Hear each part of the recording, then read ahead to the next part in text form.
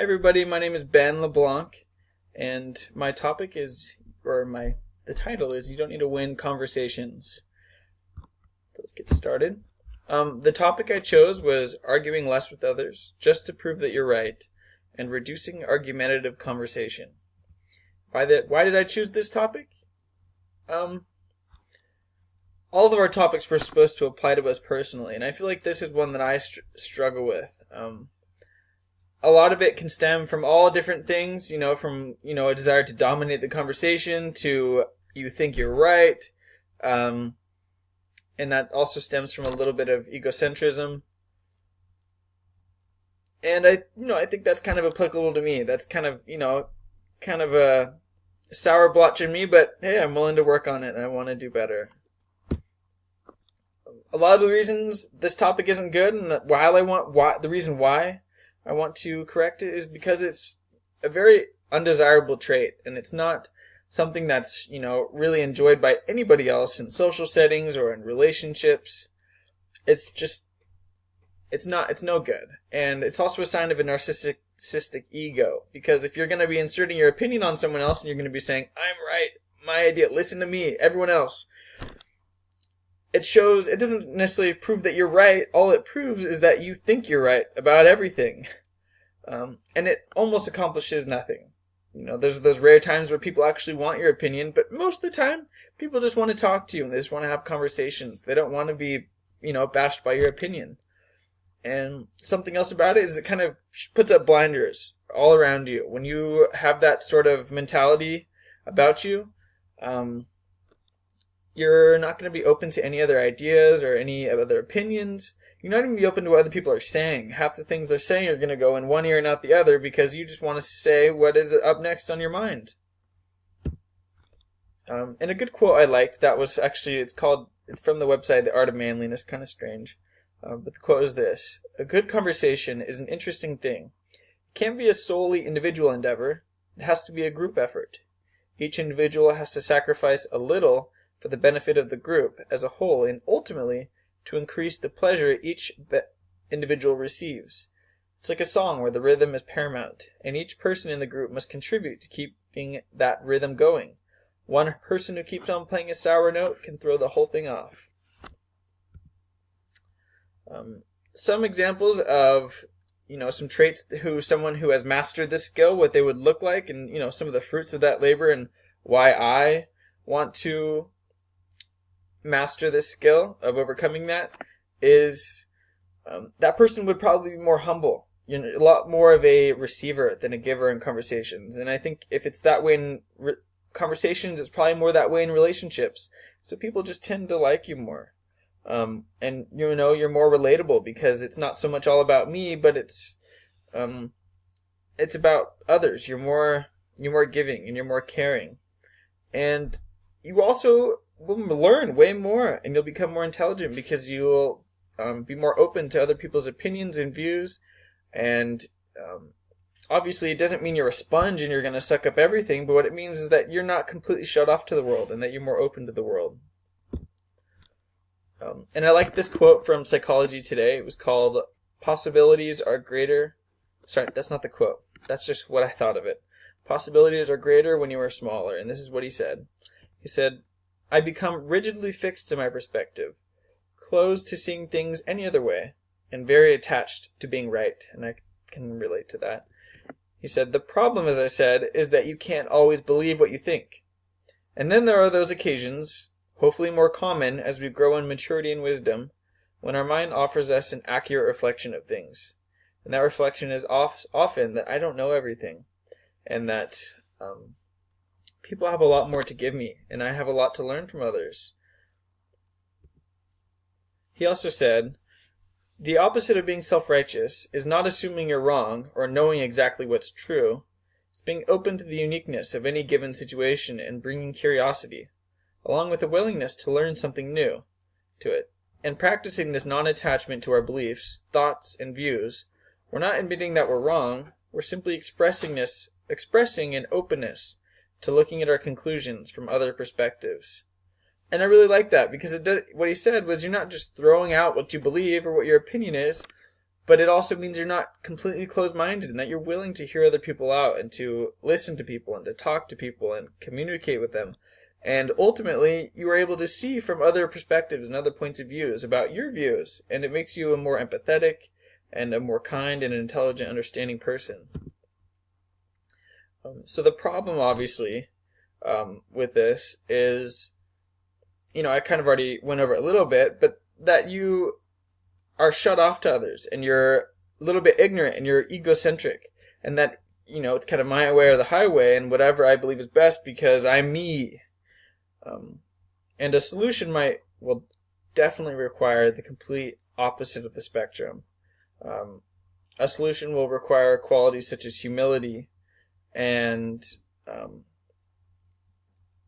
being able to,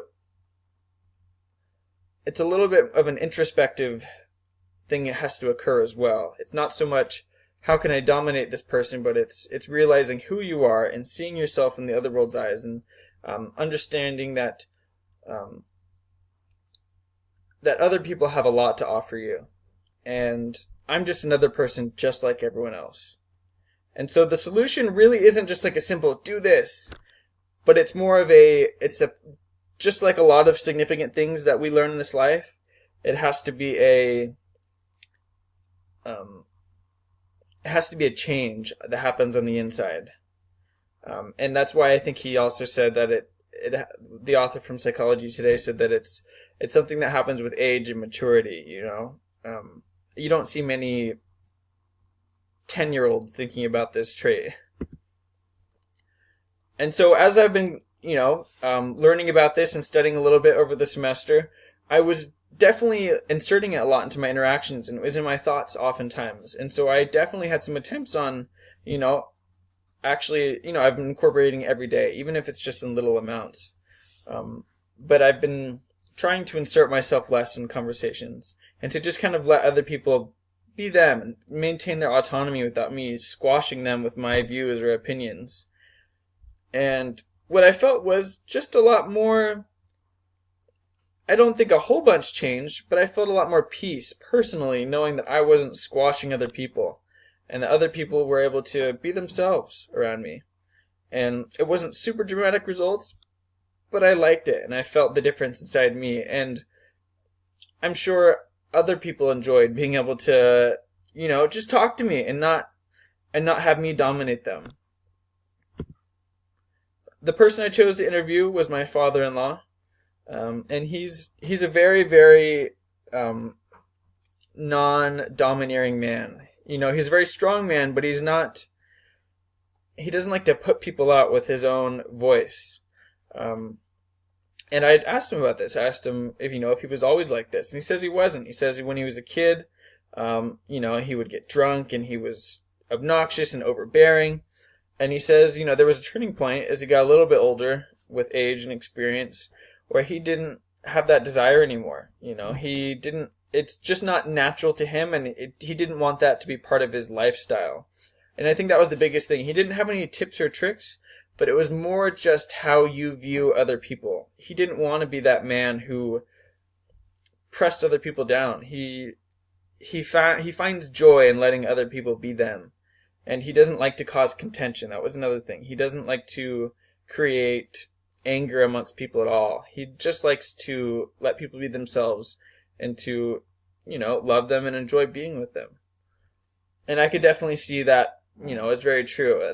I kind of agreed with that personally because there's no set way to do that except for to change the way you actually view people and to, it can't just be a small thing, but it has to be a strong personal change inside.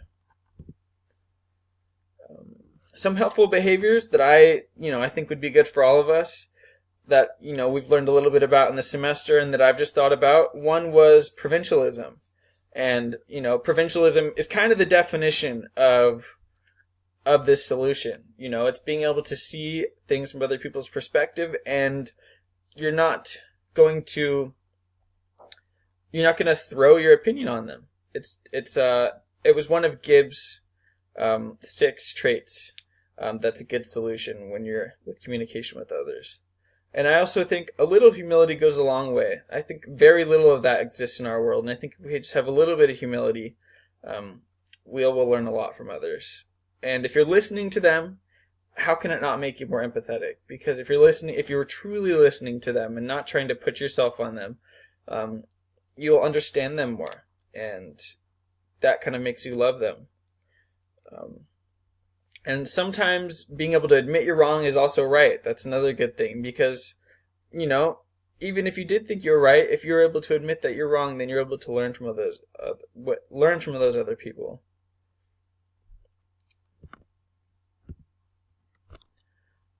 And why does this matter? I think it's a sign of, maturity. As you grow older, you're not a brash young person who's trying to overwhelm other people, but you're just a better person. You're funner to talk to, and you're funner to be around.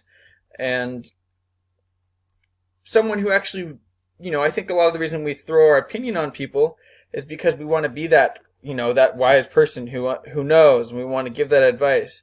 But if you think about it, that more mentoring role of a person isn't going to be that kind of person who's going to throw that on other people. They're going to be more of a humble, gentler, kinder person who, if someone wants advice, they'll give it. But you're not, those kind of wiser people aren't going to be the one who wants to squash others. And it will aid you in literally every area of your life. It'll aid you in your professional life, romantic, and personal. Because it actually, to have that significant change inside of you, it changes you to be better. If you actually, if you have that little paradoxical shift of your views, and people will like you more and they'll trust you more. And that's it. Thanks, guys.